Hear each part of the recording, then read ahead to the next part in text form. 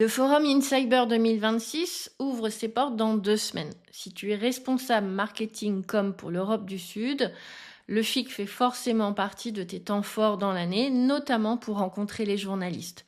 Si tu n'as pas d'annonce spéciale à faire, cela ne t'empêche pas de les solliciter dès à présent, parce que pour eux aussi, entre interviews, conférences et rédaction de leurs articles, ce sont 3 jours assez denses du côté de la salle de presse. Donc si tu n'as pas d'annonce à faire, évite ces 3 pièges. Diffuser un communiqué pour simplement dire que tu es exposant sur le stand C8.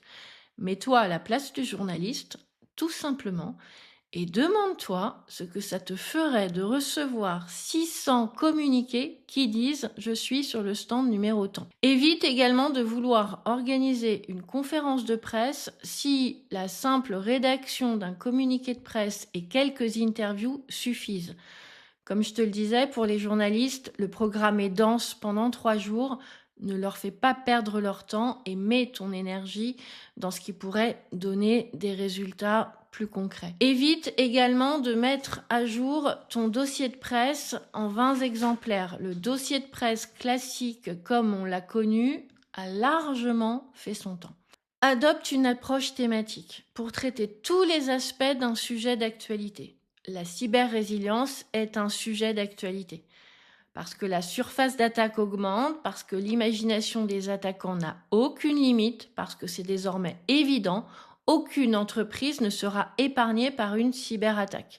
Donc le sujet de l'anticipation et de la cyber-résilience, qu'elle soit technologique, juridique ou organisationnelle, est toujours d'actualité dans les médias. Alors si par exemple le secteur de la santé fait sens pour toi, explique le rôle du directeur d'un hôpital en situation de crise cyber ou va chercher le coût opérationnel moyen d'un arrêt du système d'information d'un hôpital. Ou bien revient sur une analyse précise de 3 attaques majeures qui ont touché le secteur de la santé en 2025. Ou bien encore explique les enjeux de cyber-résilience d'un établissement de santé. De cette façon, tu deviens une source précieuse d'infos pour les journalistes dont l'objectif sur un salon n'est pas de savoir qu'est-ce qu'il y a de nouveau chez un tel, mais j'ai ma rédac qui me demande un papier sur la santé, qui va pouvoir m'éclairer? Sur un salon, concentre-toi sur un sujet d'actualité, considéré comme tel par un journaliste, une tendance, une menace en particulier, un secteur, et tire toutes les ficelles technologiques, économiques, juridiques, géopolitiques pour être une source d'infos utile pour les médias. Dis-moi dans les commentaires sur quel sujet tu aimerais échanger avec les journalistes dans 2 semaines à Lille.